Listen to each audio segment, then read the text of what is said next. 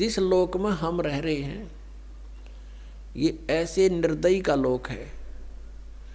आप यहाँ अपने पेट के लिए जा रहे हो, जाना पड़ता है। रास्ते में कीड़ी मकोड़ी ना जाने कितने जीव जंतु आपके पैरों के नीचे कुचले जाते हैं, और ये पता भी होता है और फिर भी नहीं बचा जा सकता हमसे। परमात्मा कहते हैं पृथ्वी ऊपर पग जो धारे और करोड़ जीव एक दिन में मारे।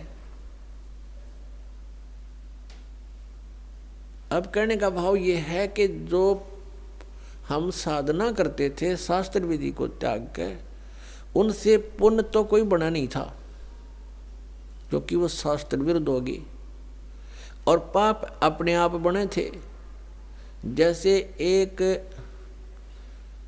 एकड़ जमीन है, यानी कोई 2-4 एकड़ जमीन है, उस जमीन में, उस पृथ्वी पर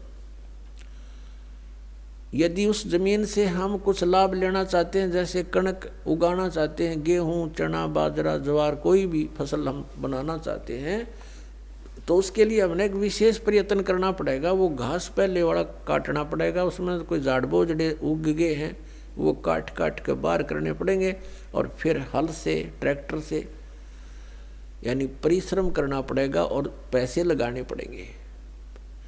अपनी मेहनत से, मजदूरी से या पैसे से उसकी गुड़ाई करनी पड़ेगी। फिर बीज डालना, वो भी पैसा, यानी बीज जो डालेंगे चाहे मोल ला कर डालेंगे या अपने घर से डालेंगे तो वो भी पैसा ही लग रहा है। फिर सिंचाई का, उसके अपन फिर अपनी पर्सनल मेहनत, ये सब इतना व्यय करके और समय भी सारा दिन उसी के चक्कर में लगे रहना, तब जा कर के कहीं फसल बनती है, गेहूं प्राप्त होते हैं। और उसी जमीन, उसी पृथ्वी को आप बिल्कुल ना छेड़ो, कुछ ना करो, उसमें भी फिर भी अपने आप अड़ंगा उग गया होगा, अपने आप इतना कुबाड़ो उसके अंदर उत्पन्न हो जाएगा, वो दिखे भी नहीं पृथ्वी है यहाँ पर, तो वो यूजलेस है। तो पुण्यात्मा, वो घास तो आप पे बन गया, वो अड़ंगा कुबाड़ तो आप पे उग गया, और फसल बनाने के लिए कितना प्रयत्न करना पड़ा, और वह भी फसल हुआ तो वरना भी हुआ। यहाँ के जो साधनाएं थी वो ऐसे टाइप की थी जैसे कोई इंद्र की गद्दी प्राप्त करने के लिए, स्वर्ग का राजा बनने के लिए तप या यज्ञ करते हैं, तो उनकी यज्ञ या तपों को खंड करवा दिया करता था वर्तमान राजा इंद्र। क्योंकि यहाँ राजनीति चलती है, धर्म नीति नहीं चल सकती। धर्म नीति तो परमात्मा के चरणों में आने के बाद हम राज की इच्छा त्याग कर ही धर्म नीति को पर चल सकते हैं, उसको सफल कर सकते हैं। तो इंद्र अपनी राजनीति के आधार से कि कहीं कोई तेरी गद्दी प्राप्त करने की योग्य कोई ऐसा धार्मिक अनुष्ठान ना कर ले, तो उनको खत्म करवा देता था, किसी ना किसी कारण से खंड करवा देता। तो वो समझ ले जैसे किसान यहाँ पर खेती तैयार करता है, ओले आगे या वर्षा फ्लड आ गई, हो गया नाश बने बनाए का, या आग लग जा बनी बनाई फसल गेहूं का।